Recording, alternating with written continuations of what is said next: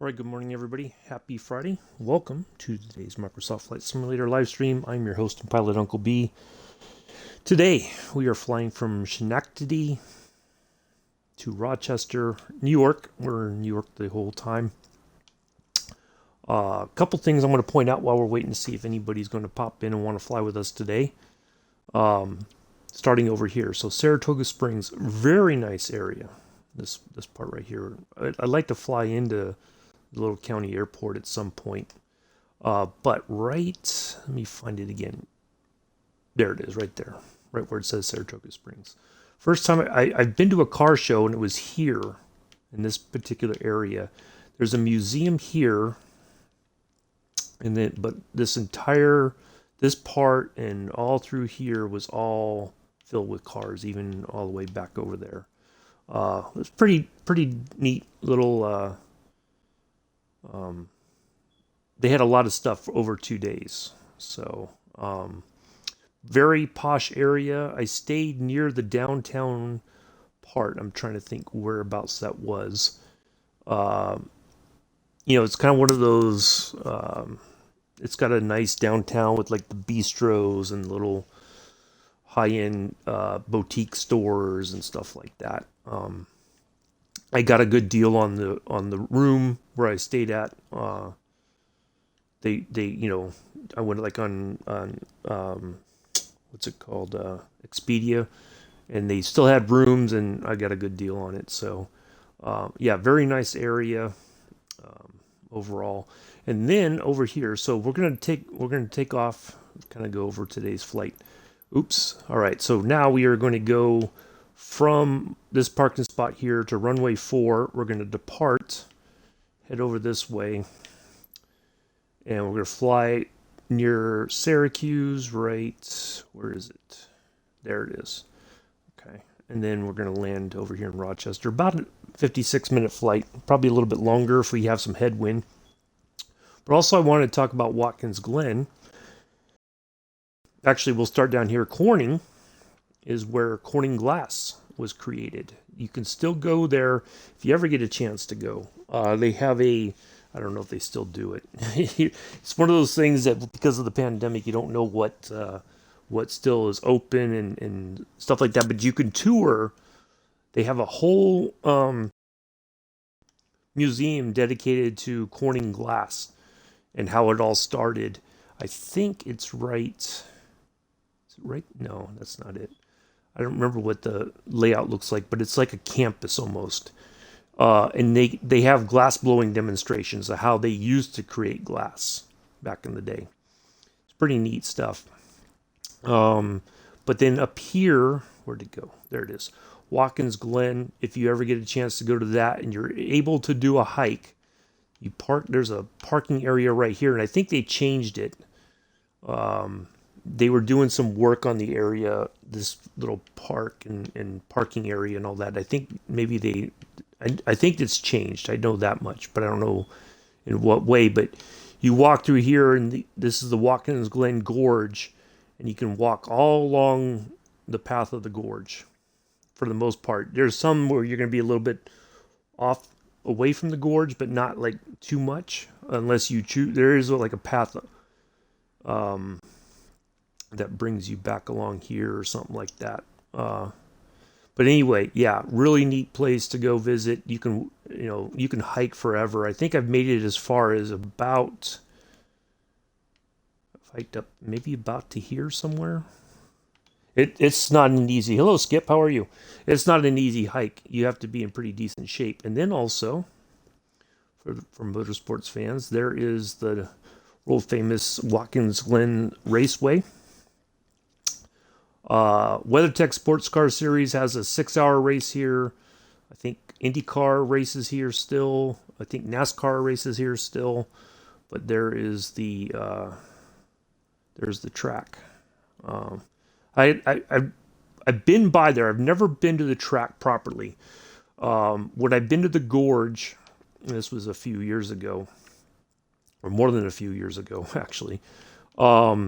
You can drive up. They have like a gate, and I think it was like right around here somewhere, or something like that. But or maybe it was here. I think that's where it was, somewhere around. Anyway, um, they they stop you and ask, what are you there for? Okay, there it is. There's the main entrance right there. Yeah, you have to go through. They come through here, and if you say, "Well, I just wanted to check out the track," good morning, Chris. They won't let you in, and I don't think you can go like anywhere. Like they don't have a souvenir store at the track unless it's race weekend. Then they probably have one open somewhere in here or something. But yeah, you can't just go like at Laguna Seca. I think you can, because there's a campground. You can drive in, but or if you're going to the souvenir store, you can go there and check that out. But yeah, there's walking. It's not really the races used to take place before they created the track. The races were in downtown Watkins Glen. I'm not sure exactly what the layout was, but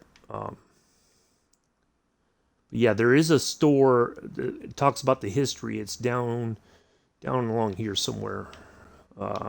There's like a souvenir shop kind of thing. But yeah, the gorge itself.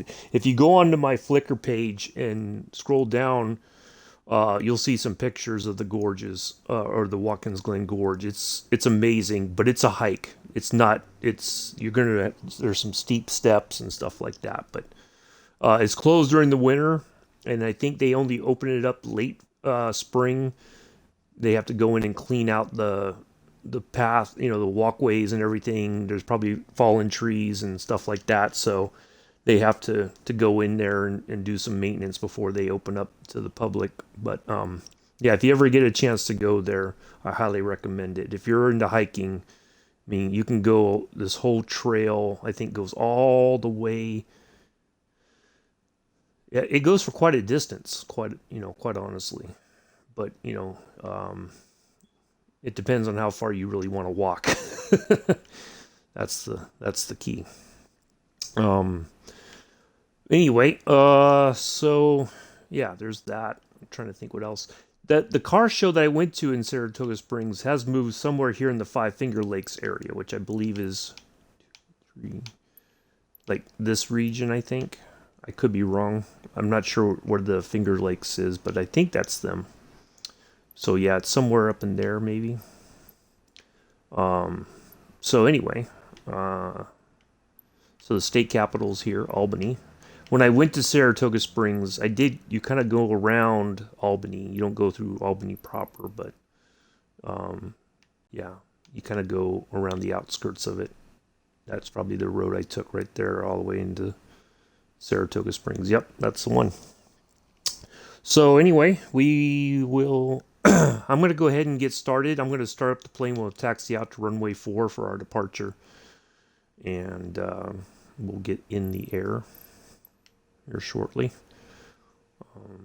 So yeah, that's our flight for today. We'll be back tomorrow in the P-38 Lightning, going from Cheyenne to Ainsworth, and then we will take Sunday off. We'll be back Monday. Get the flights done. I think I'm gonna just go ahead and stream the whole flight Monday, Tuesday, Wednesday. I'm just gonna stream everything. Whenever people come in, they'll come in.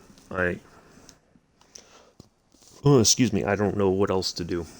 So if people come in the last 5 minutes, then there's nothing I can do to change that. So, all right, let's make sure we have. Put some gas on board because I think we're going to need. Because I think we're going to hit a headwind, possibly.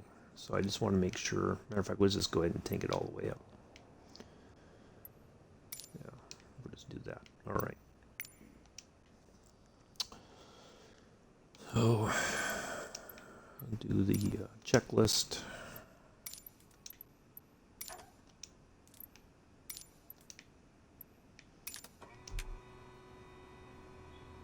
Schenectady ground sliver 1123 IFR to Rochester, ready to copy. Sliver 1123 is cleared to Rochester Airport this mile. Takeoff runway 4 climb and maintain 10,000 feet. Departure frequency is 132.82 by squawk 5 All right. Clipper 1123 cleared to Rochester Airport as filed. Takeoff runway 4 climb and maintain 10,000 feet. Departure on 132.825 squawk 5304. Clipper 1123, feedback is correct. Contact ground on 121.9er when ready to taxi. Good day. Schenectady ground Clipper 1123 requesting pushback. Clipper 1123, pushback request accepted.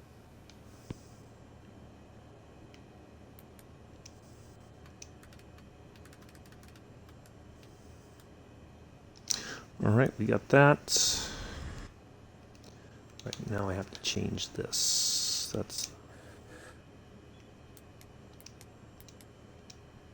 we go. Got that. Make sure all of our lights are on.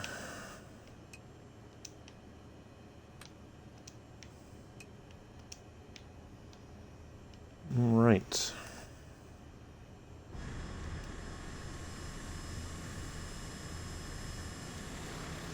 Runway 4 is right over there. Let's see which way it tells us to go.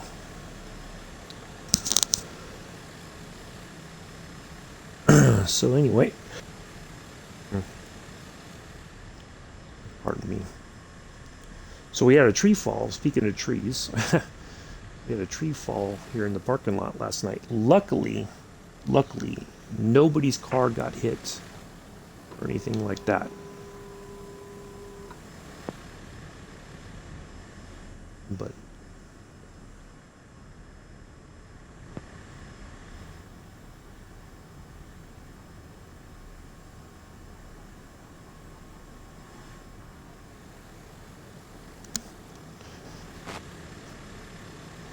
yeah, one of the maintenance people were already here this morning taking pictures and probably letting the property management know what about the tree falling, and I guess they're gonna have to get somebody out here to cut it up and get rid of it. But anyways,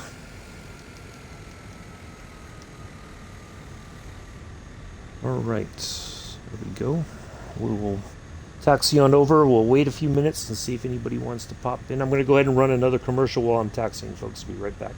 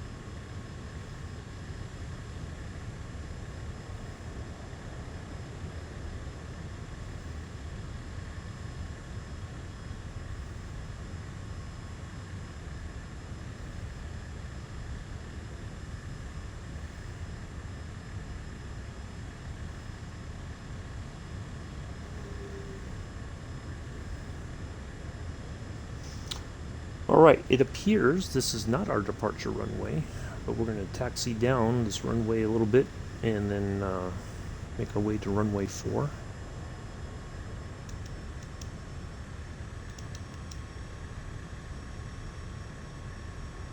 We have no other traffic here right now. Southeast Asia server, this is the one we're on if anybody's going to join. If not, it's perfectly fine. Good morning, Bex. Oh, Bex. Are you ready, Bex, for your birthday song? I am well, thank you. Are you ready for your birthday song, Bex?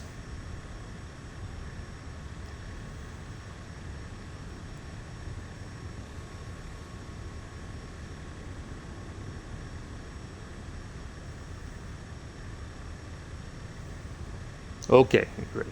Happy birthday, Becky Boo. Happy birthday to you. Happy birthday, Becky Boo. Roo-doot-doot-to-doo.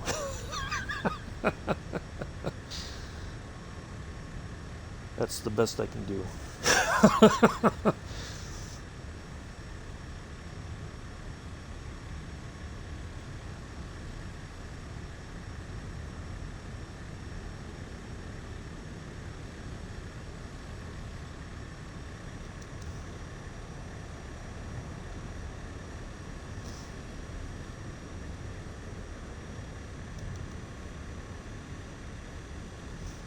And also, Wednesday was Para's birthday. He's been in and out of the chat sometimes. So he is the honorary first officer for the flight today.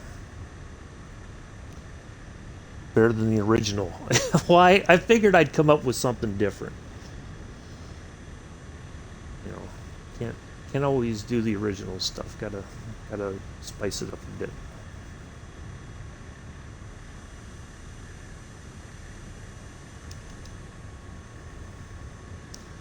Where's yours? Oh, yeah, well, yours was, boy.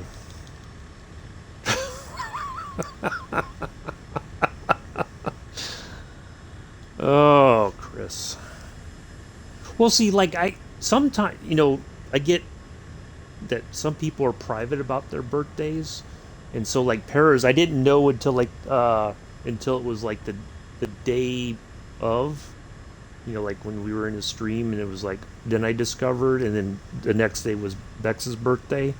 So yeah, um, but some people are very private about their birthdays and don't say anything until the day of, or just don't say anything at all.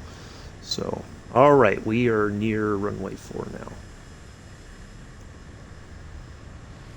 It is clear, surprisingly clear. I would have expected some clouds or something. Hello, Mela. How are you?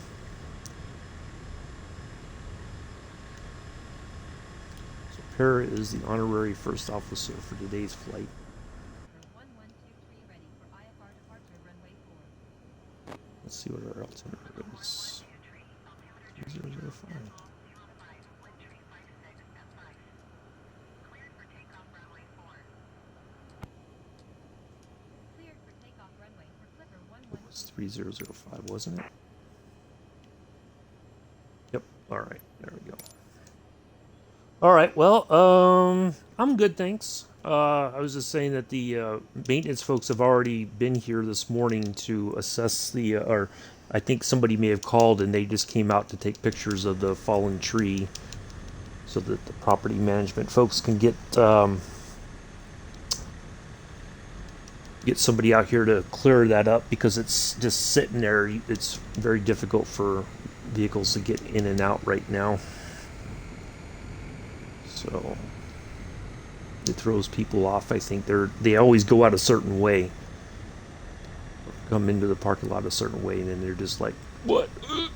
Yeah, there was some people that were just like, they sat there like in disbelief, I think, at first.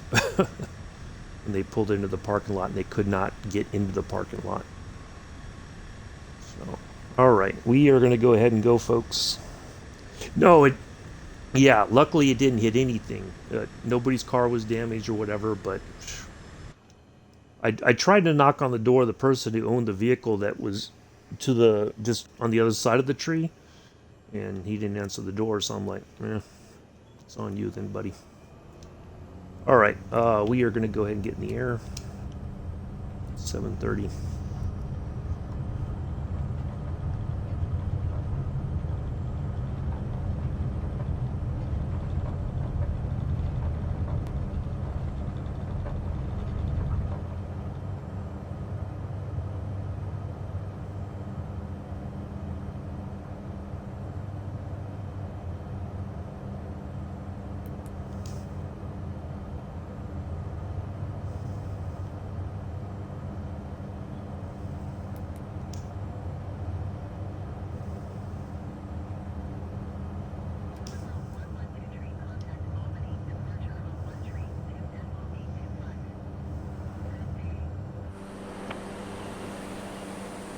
Krusty salute to our departing airport.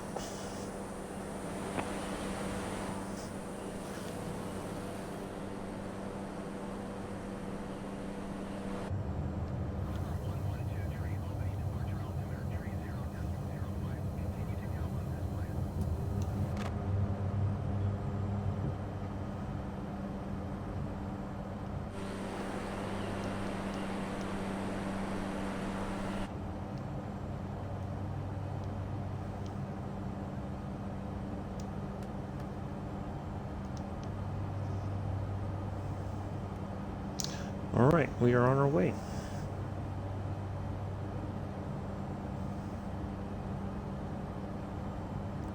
I need to zoom out just a bit.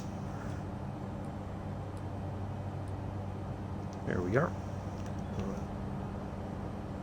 A little bit of a bigger view of our. Yeah, so yeah, Bex, it was. I mean, I heard it like it was like this, like you hear.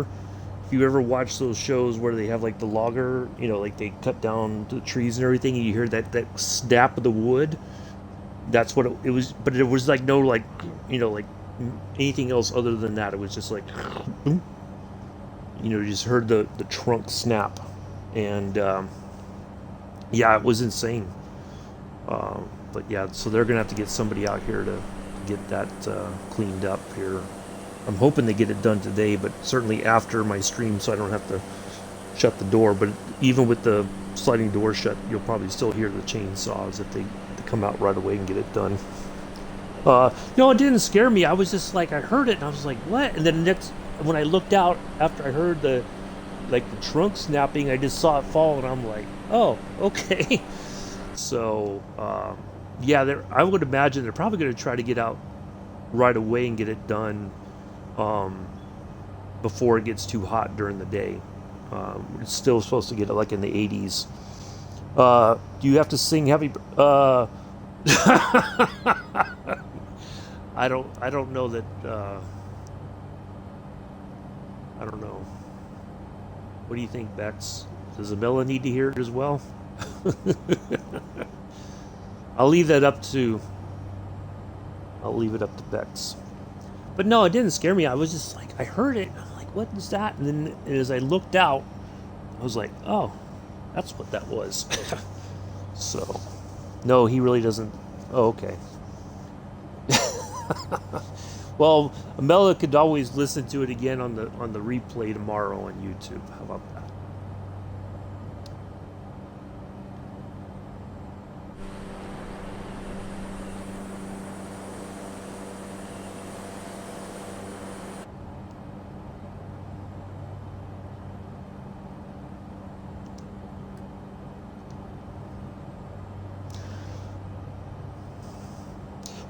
I think it was. We've had high winds, the past few years off and on. There's been times where I get a warning on my phone that it could get as that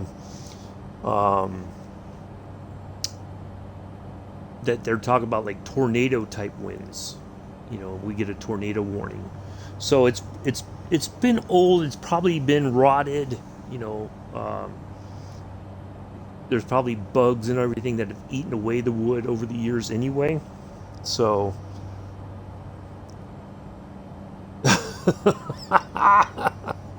so yeah, I'm just surprised that and see, part of it is I think there's a discrepancy as to where, like on a property line, who's responsible for those trees. There's some on a property on the other side of a fence that obviously that property owner is responsible for, but I think this one's kind of one of those in dispute areas, and so yeah, I don't know. It's I'm surprised it hasn't happened already, but it used to be somebody would come out and kind of trim the trees and kind of keep it clean and everything, but yeah, I don't know. It was just, I'm surprised that it hasn't happened before.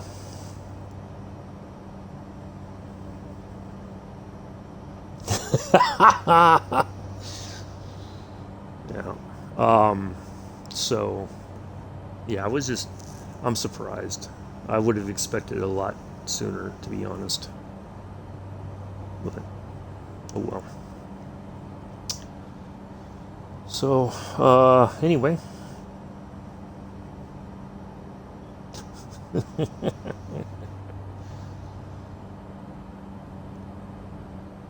So looking forward to Mick and Pulse getting on the ATS tonight.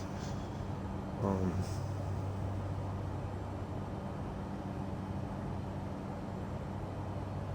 know what time.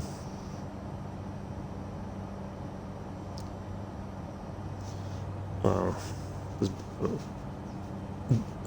Jody was asking me if I knew what time they were going to get started, and I'm like, I don't know. I just was letting you know that they're going to be streaming it. You might want to ask Mick the particulars.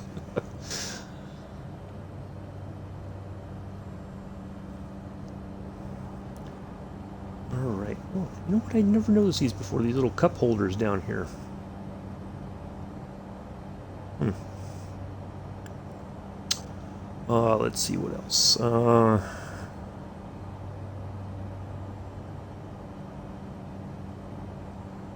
So yeah, tomorrow P-38 Lightning. Yeah, most places they do. Like um, especially if you're in an area where there's strong winds throughout the year. Maybe more so lately than there used to be. Um, but I think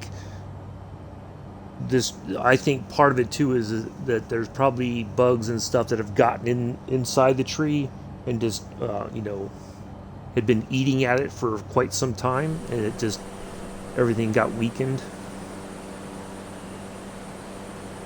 I think that Max Heat. Why does that name sound familiar?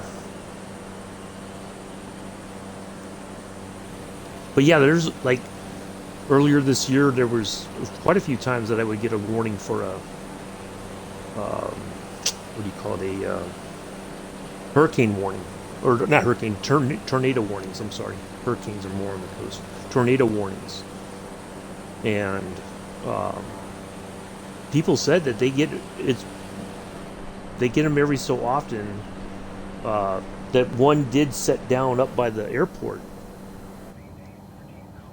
at some point years ago.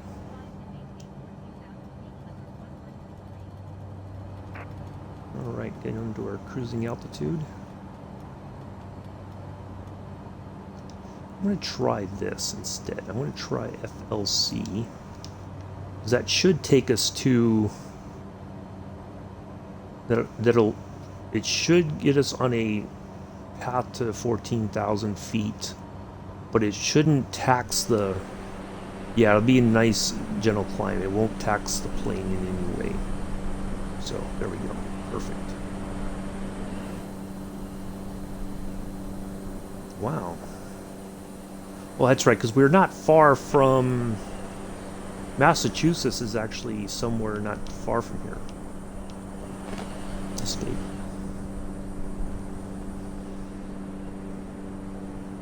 Let's see what our altimeter is now. Just a small change.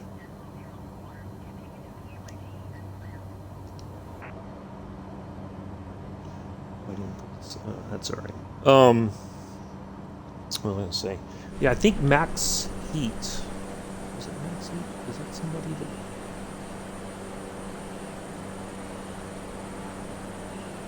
The name sounds familiar. They're a Tomcat. So, I don't know if they were just landing somewhere over there. It's like they're. Yeah, like the numbers go up and down. I don't know. Anyway, well, it's pretty clear up here today. I was expecting a little bit of clouds. But I got some nice scenery here. I'm going to get a picture of our non-dramatic skyline.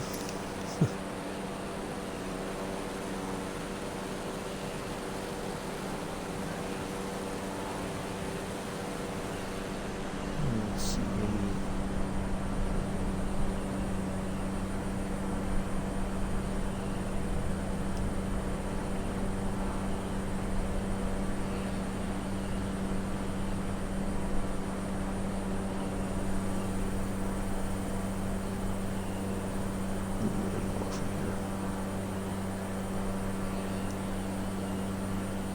There we go.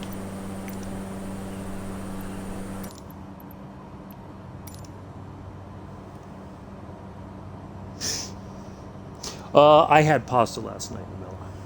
Yeah, it was cool enough that I was like, let me just, you know, cook some pasta in the pan and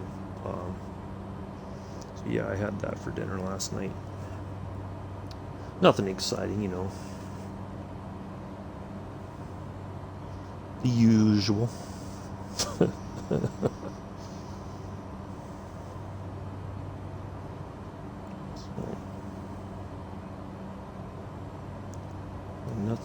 nothing exciting. I can assure you of that.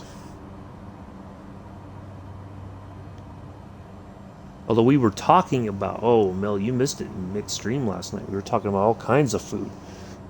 So we were talking about, what was it? Cheese and toast, because that's what Joseph had for dinner the other night. Well, Daniel was doing the usual. No sauce. I don't do sauce. Only if I go out to eat do I do the sauce. I don't prefer. Um, because part of it is that a lot of people are like, it's the sauces are usually lot more full of sodium than they should be. So of course my doctor would absolutely flip out if I eat spaghetti sauce all the time. So um, but no, I just eat it plain. Sometimes I'll put a little soy sauce on there, just a couple dashes, but yeah, otherwise no. I I only have the spaghetti sauce if I go to like um, Olive Garden or oh my goodness, Amilla, if you ever so there's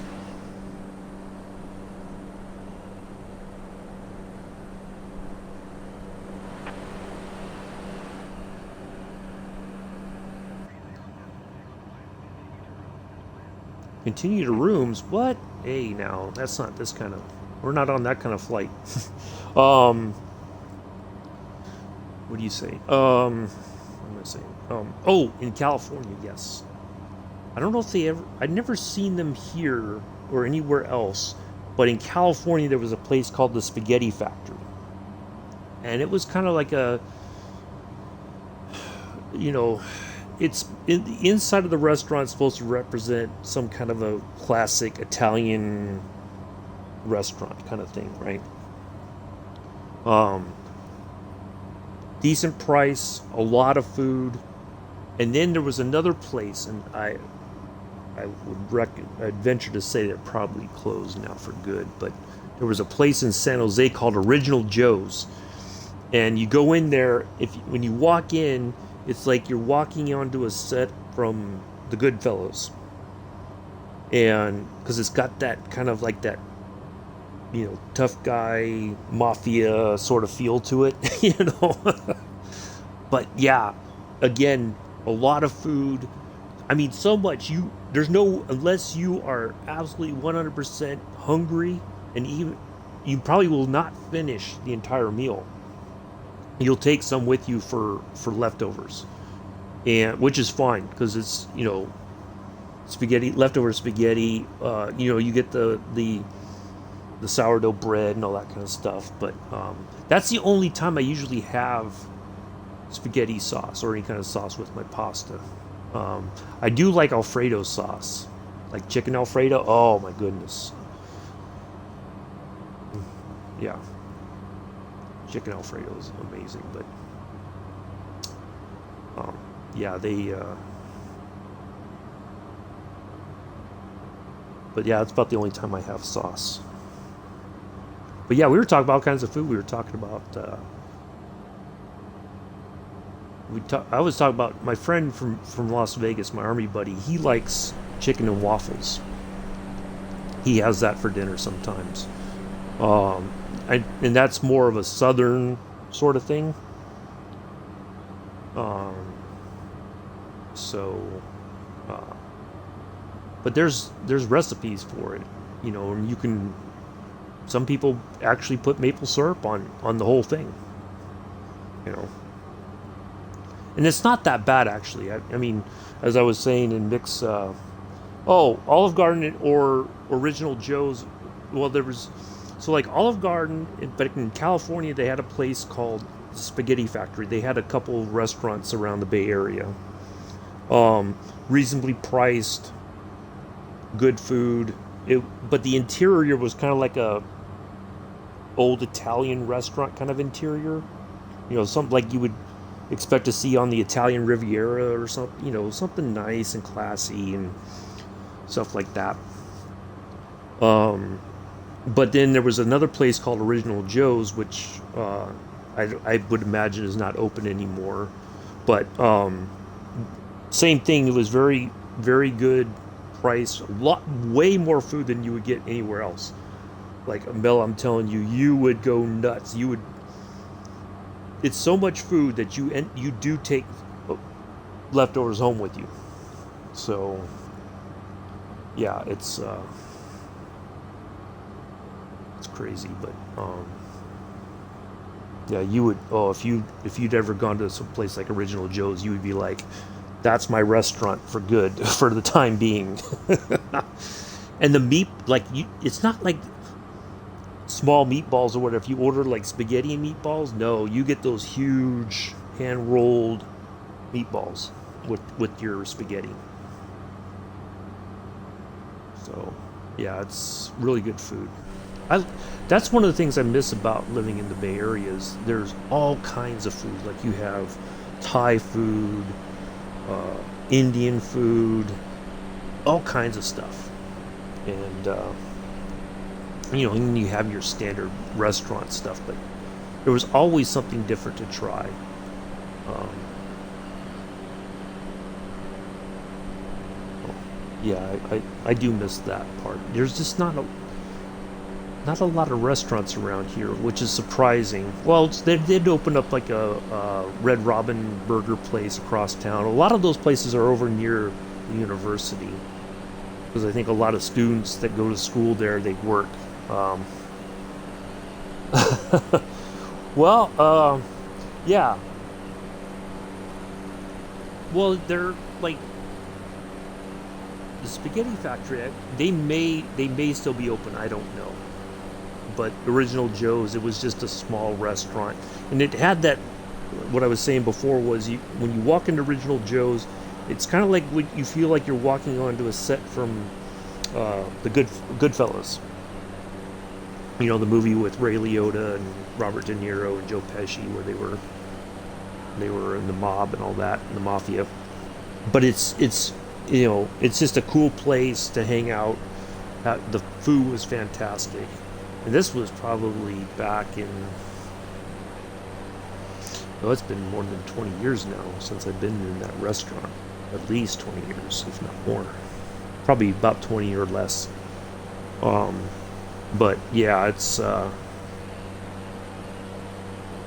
was, but yeah, oh, no doubt that even with Amella's appetite, I don't think he could eat the whole plate unless it was like, I don't know. It would be amazing to see if Amela could eat the whole plate in one sitting, but otherwise you're going to take some home with you, and which is great, and uh, nothing wrong with leftover spaghetti the next day.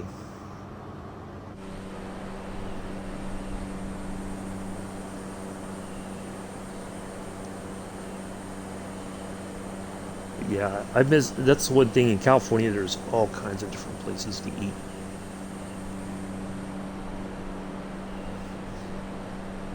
Don't give them a challenge. I think that's a challenge Amela would gladly accept. um, but yeah, and of course, a lot of the places it's like those small mom and pop restaurants. Like Original Joe's was a small restaurant. They weren't like a big chain or anything. But I always find that's where you get the best food. Same thing in San Antonio when I was there for schools, when I was in the army. Um, was it cheap? What, the food? Yeah, the food was reasonably priced. Like Spaghetti Factory and Original Joe's. And part of it is because some of the ones that I went to were near, like, Original Joe's wasn't far from San Jose State University. So you have some students. Now, a lot of them would go, there was like the noodles shops and all that. You get the bowl of pho, you know, all this noodle stuff. And that's even cheaper.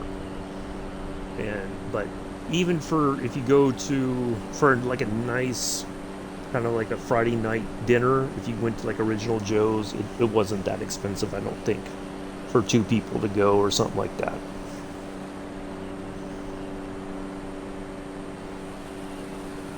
What was you, what were you gonna say, Mella? You had a question, or I don't know.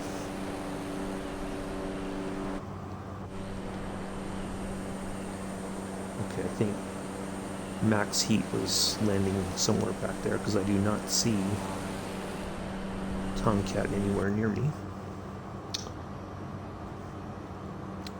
But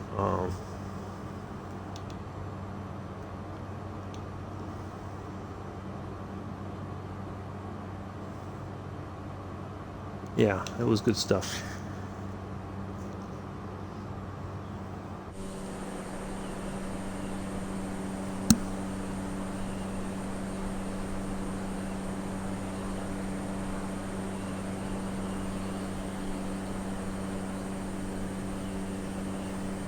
Oh, oh, okay. um, yeah, it was pretty cheap, you know. Like that, there was. See, the great thing, like when I worked in the San Jose area, um, there was all kinds of places you could go and get a really good meal for a decent price. Um, like they had a buffet place called Toad Eyes in the mall in San Jose. They had sushi, you could all kinds of stuff, and you just, you know, but it wasn't like sushi. You would get a sushi restaurant where you could order specific, you know, like all the different rolls and stuff like that. It was the standard stuff like the shrimp and the tuna and the salmon. Um, I think they had eel maybe once in a blue moon, which I've tried, which isn't too bad. It's just you definitely got to use the soy sauce and the wasabi, otherwise you're just gonna be like, oh. But yeah, with the wasabi and the soy sauce, eel's like no big deal. Um, but yeah, so we used to go, me and some of the people I worked with or worked in the same building with, we would go, like in the evening, we'd go to, yeah, well, we were talking about that. 'Cause it was the cheese and toast. It kind of got started with that, and then, you know, of course, Daniel started talking about he was putting the burgers in the oven, and then the chips, and then I know it was also the beans and toast kind of thing. We got talked about that as well. Um, so yeah, we were just talking about all kinds of. I was like, wait a minute, if we're talking about this food, Mela certainly his ears got to be burning. So yeah, somehow got going on the food.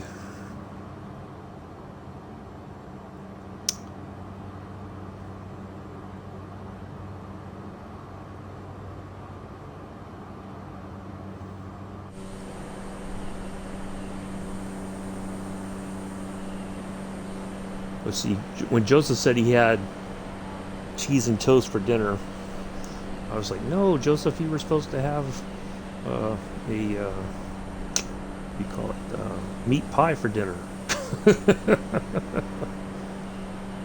Shouldn't be too far from Syracuse, I think. I'm trying to keep an eye out because I know it's going to be to our left airport at some point.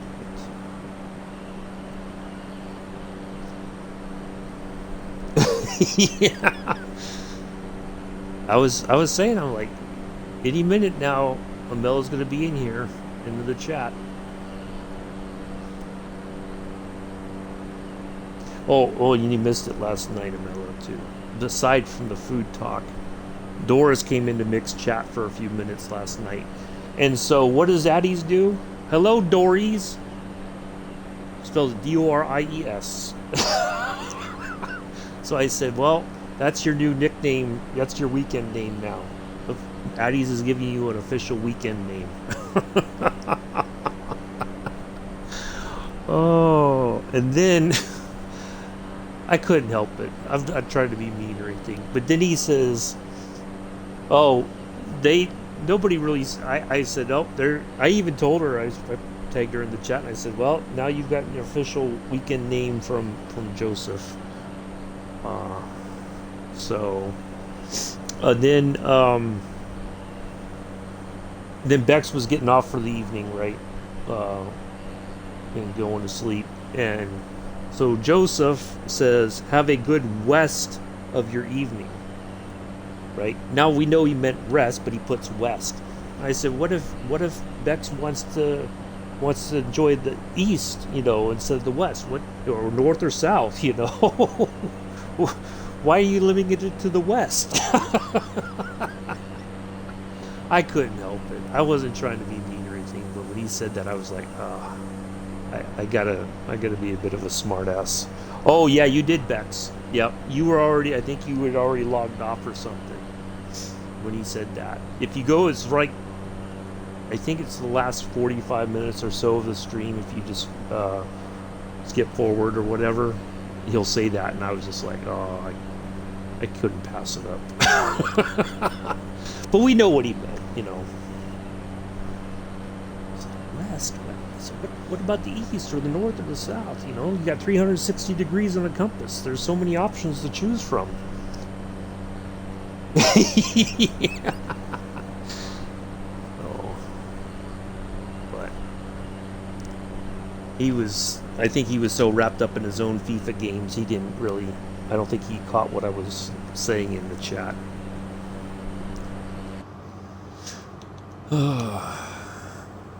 Let's see. See if let me zoom out just a smidge here.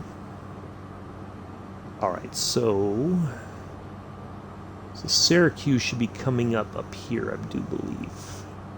A little bit farther to go. We're almost there. We'll pass right over Syracuse. Or not over it, but pretty close to it. It should be on our left side here as we fly over. I've never tried it. It does sound interesting. But yeah, I don't think I've ever tried it before. But yeah, I can see the appeal to it.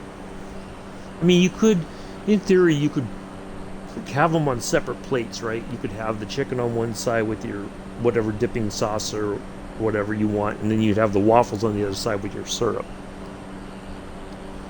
But I've never tried it, to be honest.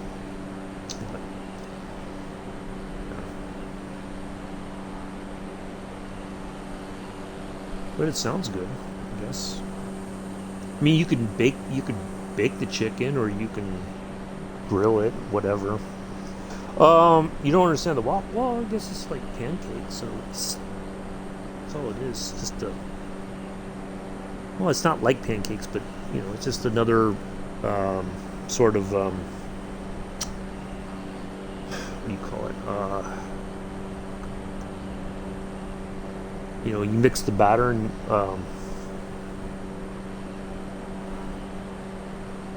but you pour it into a very specific oven thing, like a waffle griddle or whatever you want to call it. Because you have the ones that you plug in, you just pour the mix right on in there, and then you close the thing and let it cook for however long, and then it's done. But I know it's one of those foods that's most people are just like, yeah, no, they're fine with like pancakes or crepes or something, but actual waffles are like, See, I like waffles every once in a while because if you get the syrup, you can just put them in the little squares, so all the syrup just pools up in there. No, I mean, you don't have to necessarily. What I'm saying is, Bex, you can take the you can have it on separate plates, right? You have your chicken on one side and your on one plate and your waffles on another, and you can have your any kind of sauce or whatever if you want with your chicken, and then you have the maple syrup with the waffles. Um, but you could have, in theory, if like I was saying the other night, when I was in the Army, we'd go to the field, right? You get, it's pretty much standard stuff, right? Um, you get some scrambled eggs, you get some bacon or sausage, uh, whether it's links or patties, and then you get, you can get some bread or whatever, or you got pancakes, and they're all what a lot of it is. It's in a package. It's in this big tin that they put it over Bunsen heaters, and it heats up. So you have like a whole thing of pancakes, right? And then you can grab a syrup or whatever. Well, when you're bored, you just like, so I would just dip my sausage patty or the sausage link in the syrup. It's not that bad, really. It's just like you get bored with the same stuff, and you're just like, well, let me try this and let me see how this works out, So, like I never liked hot sauce until I was in the Army, because there's times where stuff is going to taste so bland that hot sauce is the only option.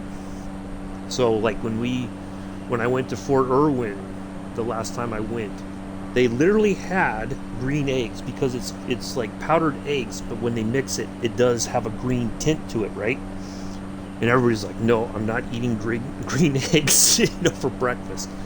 I would go in there and I would swear up and down, this is the most delicious breakfast I've ever had in my life. Why? Because I would put some dashes of hot sauce on there and go to town.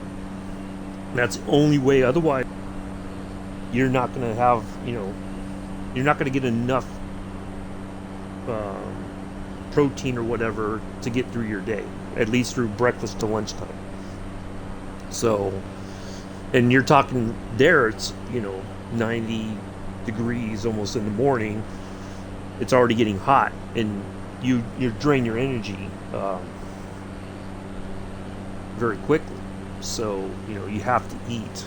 It's not like, I always talk about this story. I think I've told this story before, where we were training up to go to Iraq, and I was doing a convoy, and they said, this dude was driving one of the Humvees, and he was getting very sluggish, right? He almost passed out at the wheel. And so they said, well, give him a bag. But I asked him, I said, what did you have for breakfast? I had a Pop-Tart. It's like 100 degrees plus 100% humidity. How do you think you're going to survive on one Pop-Tart? There's your body, no. So I gave him a meal ready to eat, an MRE. He ate it, drank water. It was like a totally different person. All it took was he had to eat properly. Even if it meant that he ate an MRE real quick before the convoy, at least he would have had enough calories, not protein necessarily, but the calories to get through the morning.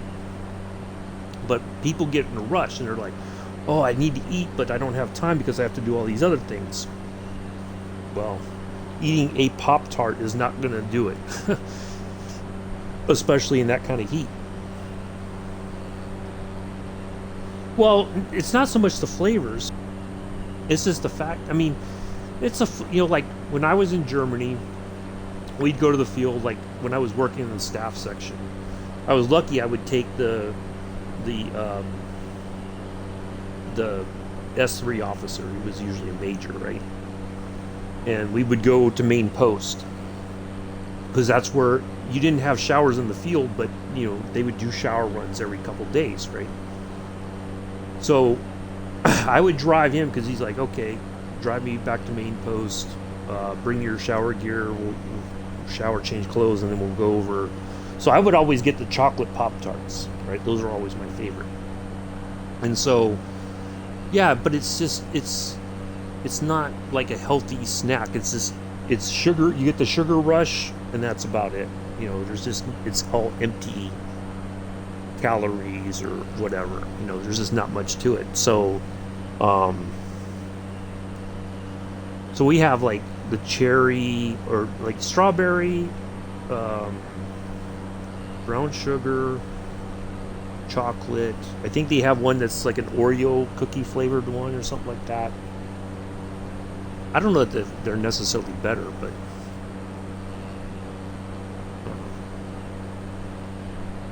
we do have some different ones, I think, but not. I don't know when to say they're better. Okay, that should be Syracuse right there. Let's have a look. Yep, there it is. All right, so we know where we are. We're almost halfway there, I think. Um, so, yeah, but there was literally people joke about green eggs, but in the Army because they're powdered. That's how because they can mass make it, right? Because when you're trying to feed like, say, 400 people, you're not going to be able to crack that many eggs and make scrambled eggs. So they make it with it's a powder base. You add water, you mix it up, and that's it. And then you put it on the oven, cook it up. So they could just mass produce it. And then you get, the bad thing about sometimes is you're hungry and you know you need to eat to get through the day, and they give you a scoop of eggs and it looks like it's the smallest scoop in the history of food. And then you're like, okay, maybe I'll get some bacon. And they give you like one full strip of bacon and maybe just a couple of small bits of bacon. Oh my god. Or sort of like, or sausage. You get, you're thinking, oh, maybe I can get a couple patties or some sausage patties. Nope, you get one. You're like, oh. And sometimes you get the potatoes, like the hash browns or something like that, or country potatoes. But yeah, it's just like you look at it, you're like, how am I supposed to get through the day with this? But it's possible to do. It's just that you're going to have something else, I think, to eat. That's, to help you, especially with the calories. So what we used to do is, you get a hot meal for breakfast and a hot meal for dinner. Lunch was a meal ready to eat in MRE. So what most people would do is once they get their MRE, they would take certain things out, right? So you leave like your main meal. So like, let's say it was so let's say the main course was chicken a la king, right? So you put that aside and maybe the crackers. So whatever's left, you're like, okay, I can snack on this until lunchtime. Or if you were good till lunchtime, you would take some stuff out and put it aside so that you could have something to snack on between. All right, take care, Mella. I'll see you later. In between lunch and dinner. So you would still get that calorie intake to help you get through the day. But otherwise, you had to figure something out. But otherwise, you just scarf your whole MRE down. But there was some good stuff. They had I think it was like a soy or vegetable based hamburger, in like a barbecue sauce. I mean, I ate it, and it's like you don't even realize that it's not like a regular hamburger patty or anything like that. Now, they did have years ago, I just remember this, they had a reconstitutable pork patty. So it's like this dried meat patty, right? And you open the pouch and you pour water in there and you close the pouch and you wait a couple minutes or so for the water to absorb into the patty. And then there you go, there's your that's your main meal, basically. They had a reconstitutable fruit cocktail. So it was like this square thing with, peaches and pears and cherries and all that, and it had like the sugar in it also, and you could put that in a little bag, pour some water in there, and let it absorb, and then you have, voila, you have a fruit cocktail sort of thing. What many people they used to do, we're keep talking about food even though Mel is gone. For a while they had a you would get a packet of hot chocolate, right? And so what many people started to do, because they're just like, well, I'm never going to have hot water for hot chocolate, so if you put in just enough water, you could turn it into chocolate pudding. you know, some people would, if you needed like a quick energy shot, if you had sugar and a creamer packet, if you put the two of those together in the creamer packet and then close it up, held it over a lighter for a little bit, they would merge the sugar and the creamer, and it would be like a little quick energy sort of thing. So yeah, you find all kinds of, like, oh, what am I going to do with this? And there you go. That's what you do.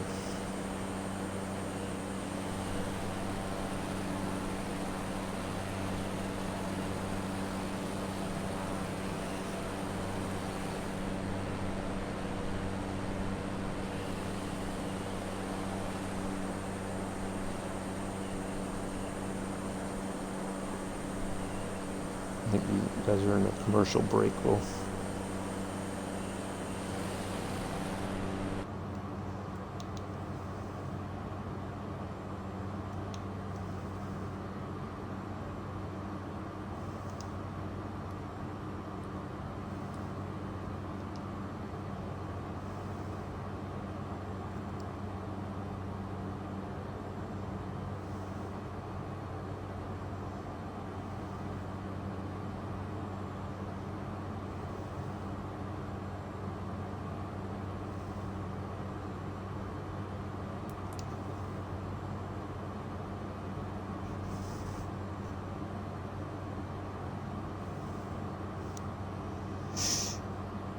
all right. So yeah, that's the kind of stuff that we did.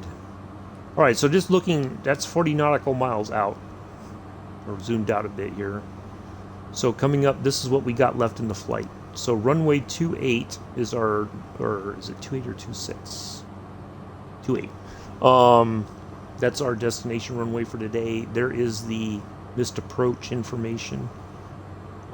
But we're not going to have to worry about that. We're going to find a way to land regardless, no matter what's happening. So yeah, we're almost there, folks. Do appreciate everybody coming in and hanging out today. Pretty quiet on the server. There's been a few people here and there, but for the most part, it's been pretty quiet.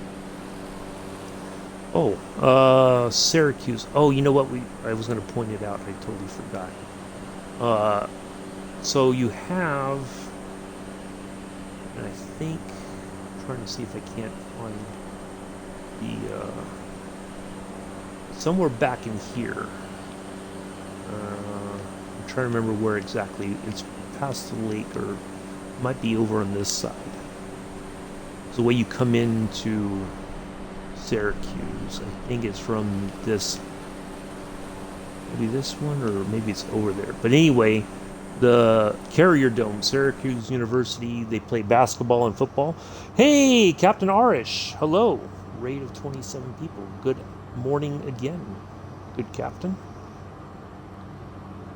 Time goes quick when you talk about food. Hey, Scruffy Tam, thank you.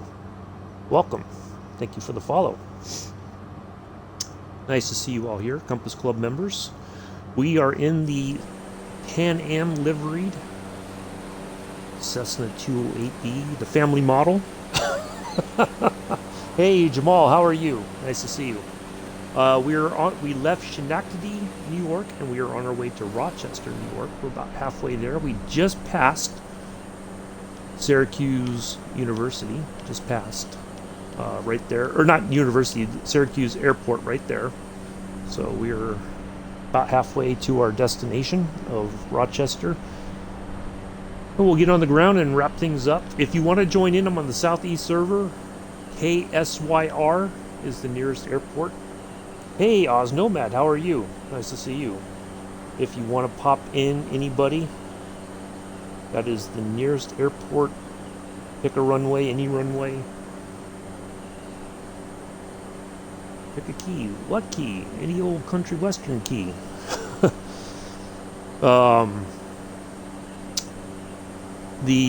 So yeah, if you want to join in, that's the closest airport to me right now. So yeah, we're just cruising along here. Southeast server, Southeast Asia, or the Southeast Asia server is like super quiet right now. Like there's nobody here. So we have it's like I have the server to myself in this particular area. So, and our destination is KROC, Rochester, on runway.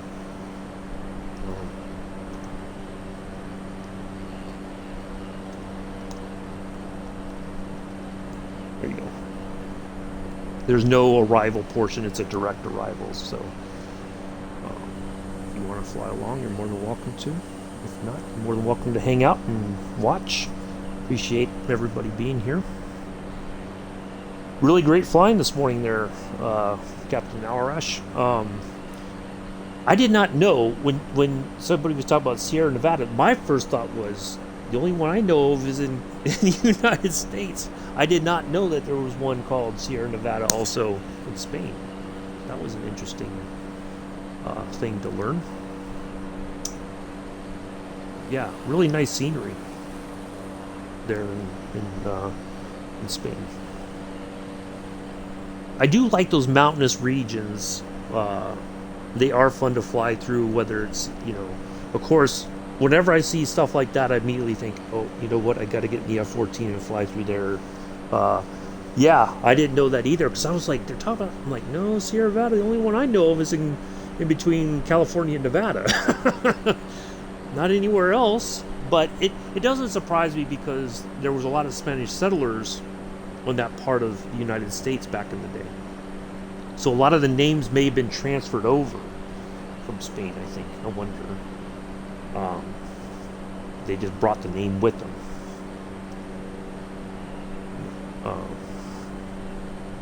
Yeah, like all the, like San Diego, San Francisco, that's all Spanish names for saints. Saint Francis, Saint Diego. So it wouldn't surprise me if that was just brought over by the Spanish settlers, or the missionaries. Oh, well, we're going to start descending here.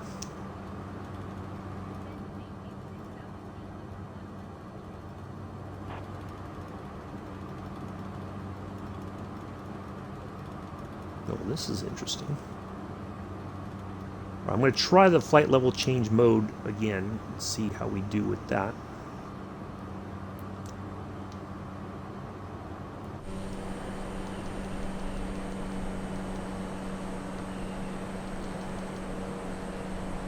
Alright, there it goes. Now it's doing it.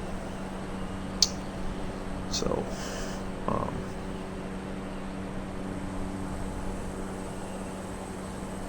so yeah, we'll be back in the P-38 Lightning tomorrow morning. 7:10 Eastern, 11:10 UTC, 12:10 UK. Departing from Cheyenne to Ainsworth, continuing our flights to former Army Air Corps airfields across the United States that were opened or used during World War II. Yeah, I figured it was gonna say that.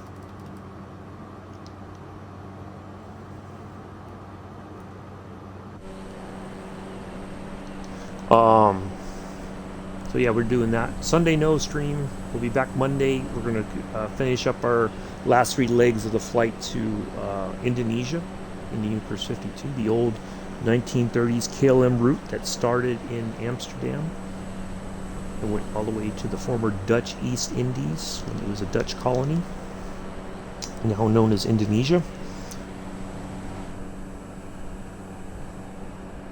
Wow. I think we're in Cleveland Center airspace. What? That's interesting. Hey, Fish Guns, how are you? Nice to see you here.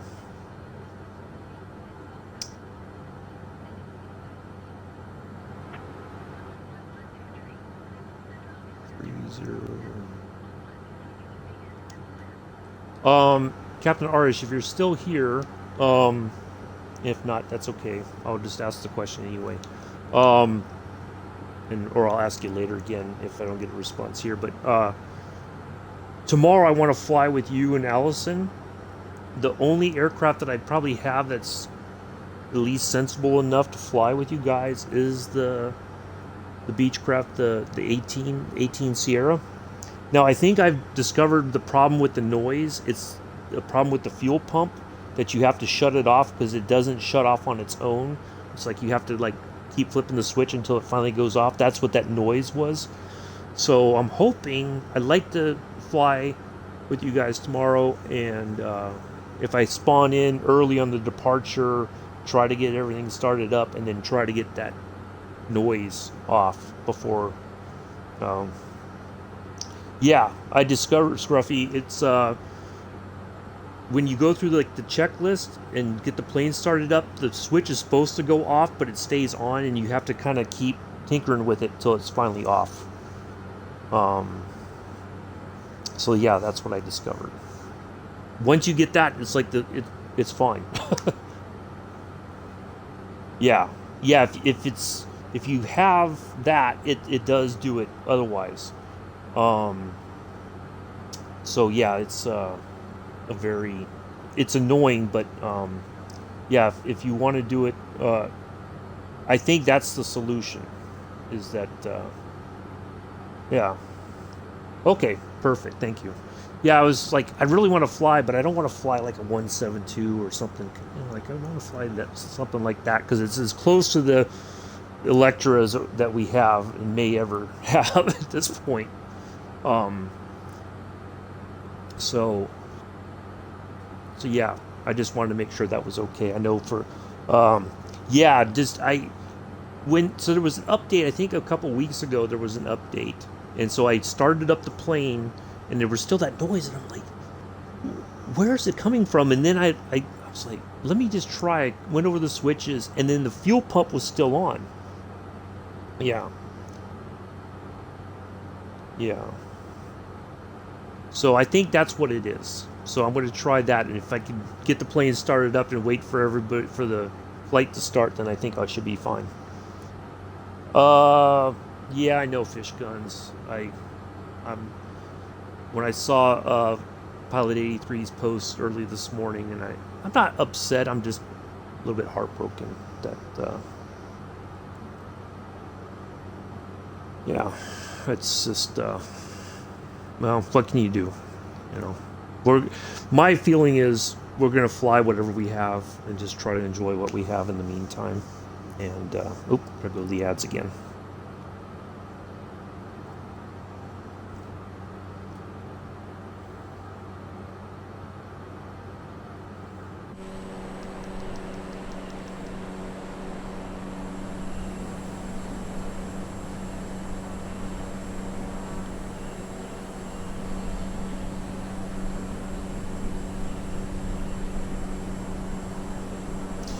Oh, thank you.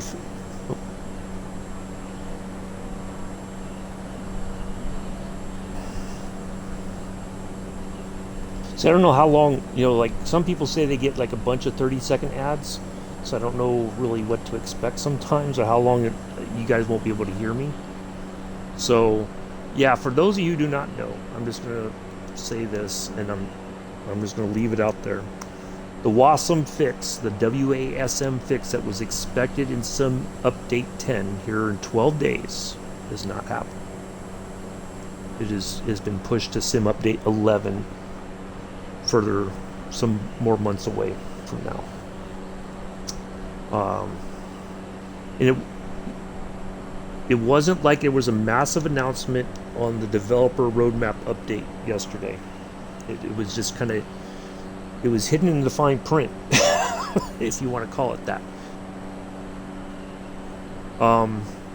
So many people may not know that the WASM fix is now delayed to Sim Update 11.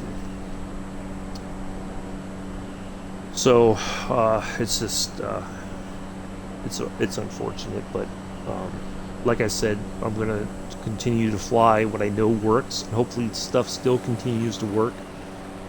You know, there's always those little hiccups that happen after a sim update gets released. How bad those hiccups are, we won't know until it's out. Hopefully it's minimal. Only time will tell. But yeah, the WASM fix is still in development.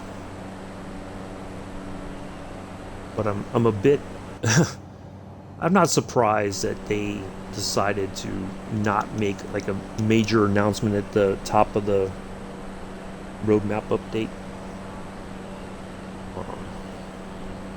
Yeah, it's but it is what it is. I'm just going to try to enjoy the sim for what it is here. But yeah, I definitely want to see a PC more more than ever.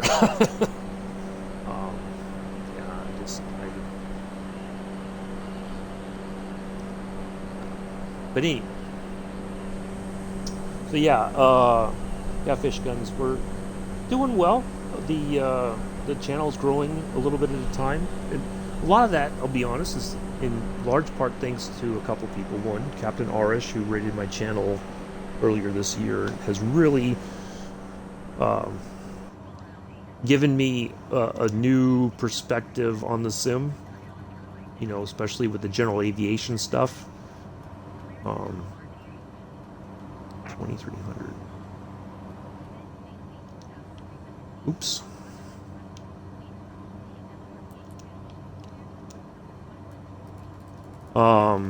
My friend Watt Mickford, who encouraged people to watch my channel early on. He was the first subscriber here on the channel once I made affiliate status here on Twitch. So yeah, Allison's helped out along the way. You know, Compass Club in general has been amazing. I am so thankful for that community to be a part of it, and the Two-Tone Murphy community. Really awesome, positive people. Love it. You know, always willing to help other simmers out, whether you're on the PC or the Xbox. I like that fact that there's no like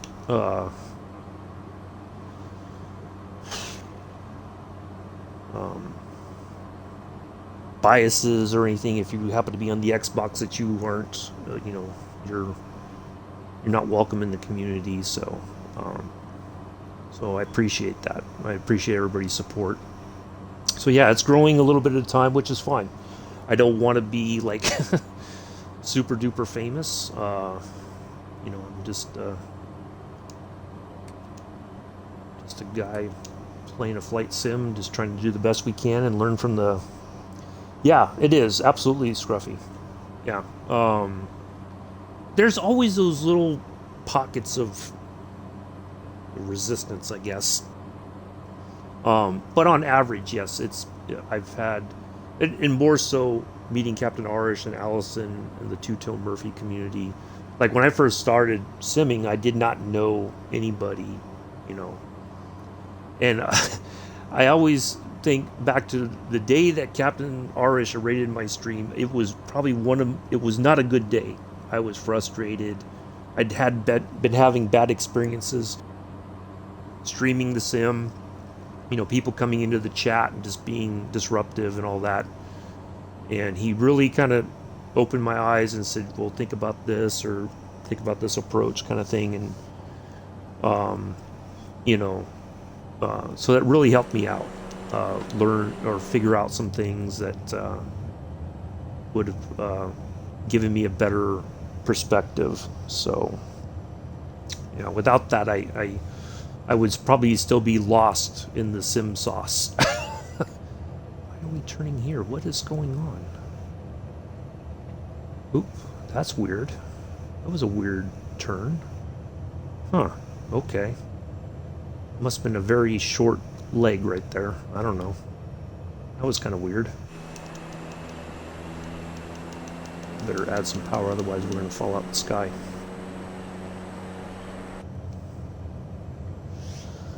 So yeah, it's been an amazing journey so far, and you know, there's still lots of places to go and see and things to do, and so we're going to try to continue that for as long as possible.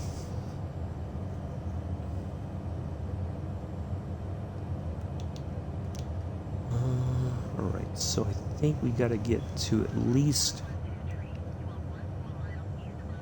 I'm going to go ahead and turn on the approach mode just to see if we get the, once the localizer with ILS. I think. Oh, it's not a tower. Oh. I was expecting a tower. Because it says it's like an international airport here at Rochester. That's interesting. Well, now, I did not expect that.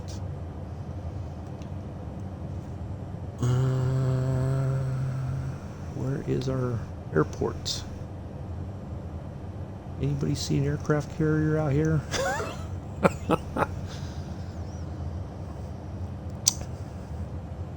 So yeah, as heartbreaking as the news was, I'm just going to press forward, and that's all I can do at this point.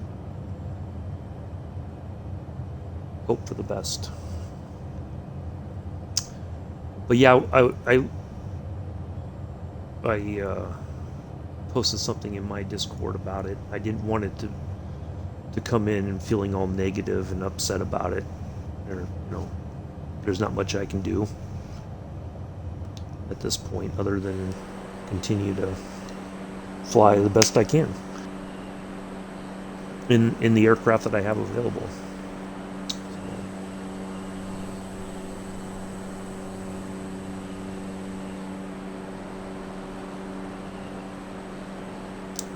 Across the lake there. Canada is just on the other side of that lake.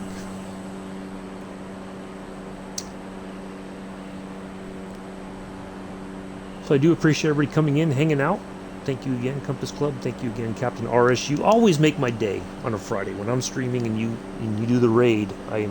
You just bring a smile to my face, good sir. So I appreciate that very much. I wish I could have enough viewers to return the favor at some point. It's just our streaming schedule doesn't, it conflicts a bit, but not in a bad way, but you know, but I do appreciate the support.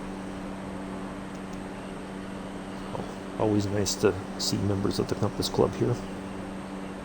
Even though we are flying with the notorious GPS.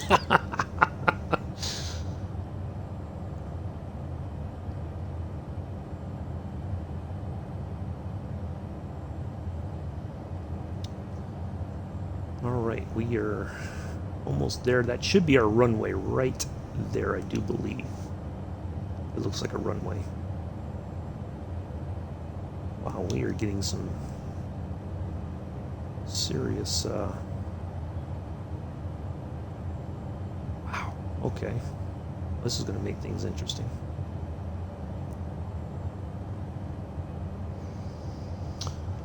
But yeah, we'll be back tomorrow, 7:10 Eastern, 11:10 UTC, 12:10 UK. I'll be in the P-38 Lightning, Cheyenne, Wyoming to Ainsworth, Nebraska.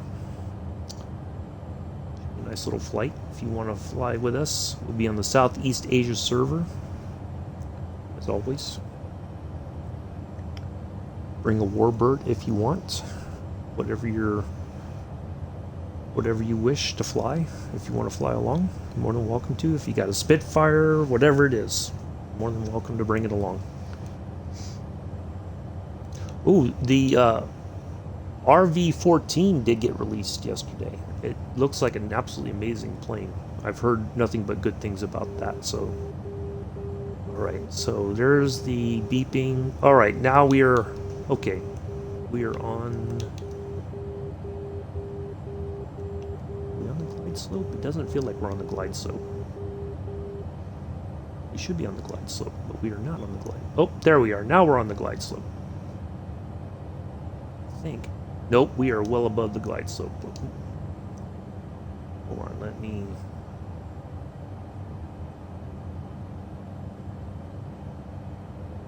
Yeah, I don't think we're gonna make it.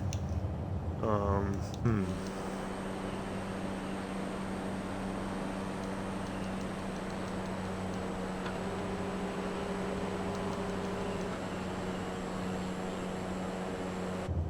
Yeah, it did not activate. Okay, we're gonna go ahead and just do it ourselves. We got this.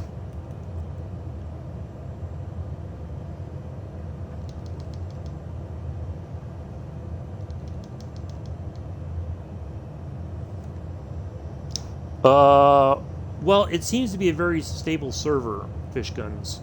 Um, Generally, in some airports it's a little bit busy at first, but once I get up in the air and start flying, it kind of calms down and there's less names in the air. It's just around major airports it's a little bit busy. So, yeah. But generally, it's been a pretty stable server.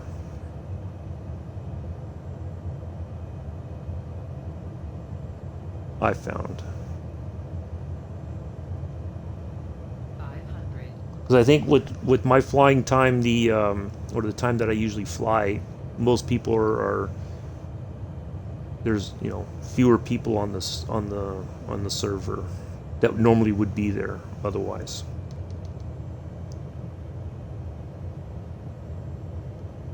Boy, we are still coming in hot, and we're getting pushed all over the place.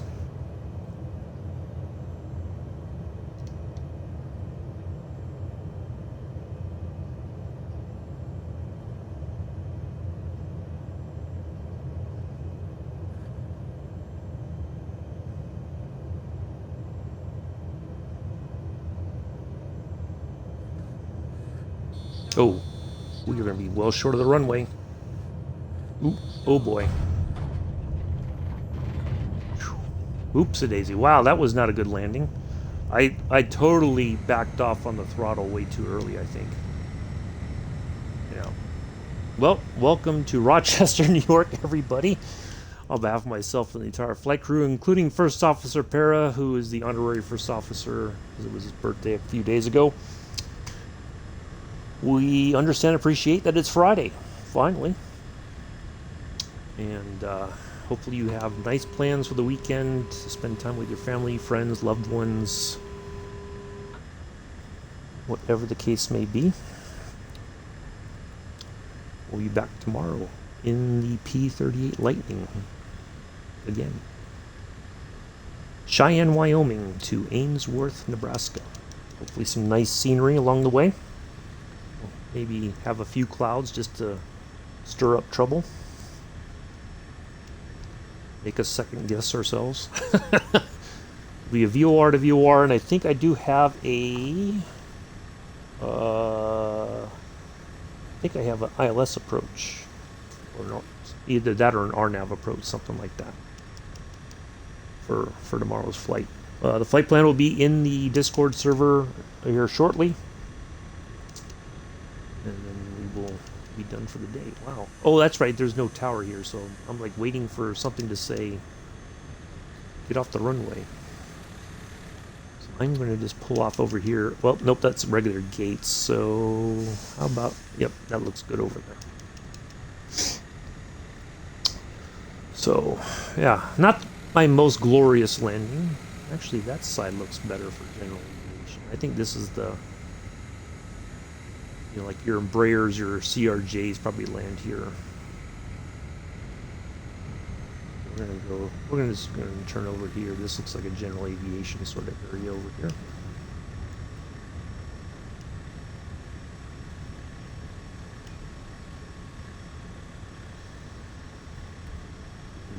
Let traffic know we are off the runway.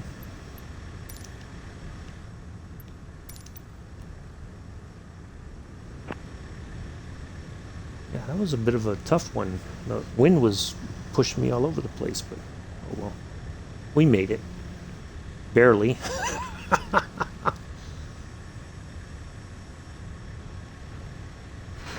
Any landing that doesn't result in the plane tipping over or flipping on its side or whatever, I think it's a good landing. It certainly wasn't butter, that's for sure. But it'll do. It's good enough for government work. Close enough for government work. Oh, we didn't really use all that much fuel. I may have overestimated. That's alright. Better to be safe than sorry.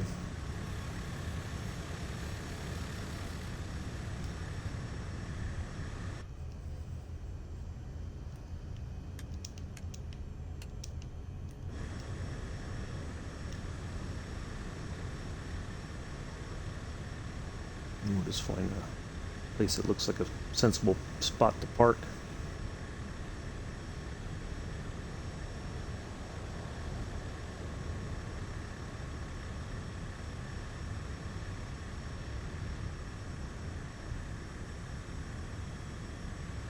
Yeah, it looks like this is more of a general aviation sort of side here. So we'll wrap things up here shortly.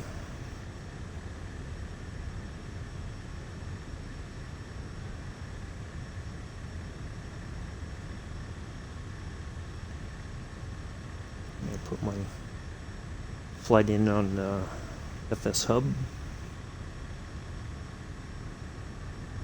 I need to get started on some of those other little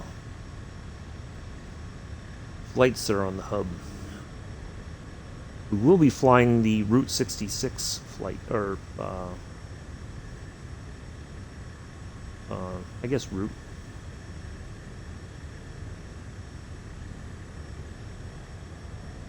We will do that. That'll be coming up here in a couple weeks, along with the Ukers 52 flight around America, starting in JFK, New York, heading to Reagan National, one of the three major airports in Washington, D.C.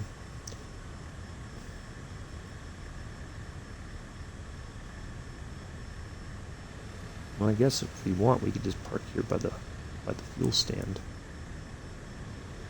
That's probably where they would have sent us anyway. Yeah, we'll just go there. That's a good idea.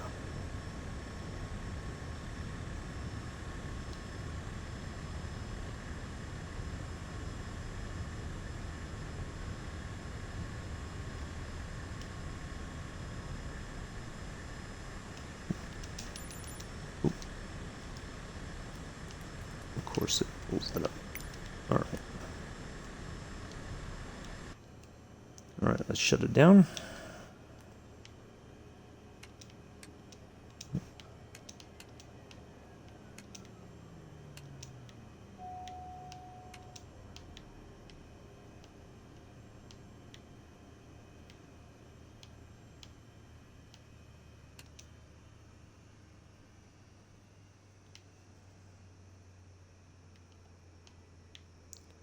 What else do I need to turn off? Off and off.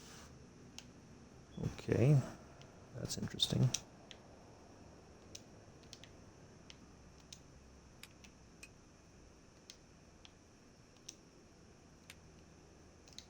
Oh, maybe if I bring the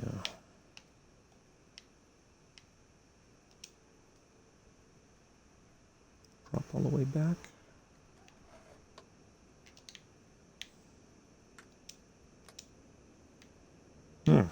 All right. Well, that's interesting. It didn't bring us to the end, even after switching off all the switches. All right, well, we're just going to pause it right here. That's going to be it for today, folks. I greatly appreciate everybody coming in and hanging out today. Hopefully you enjoyed the flight.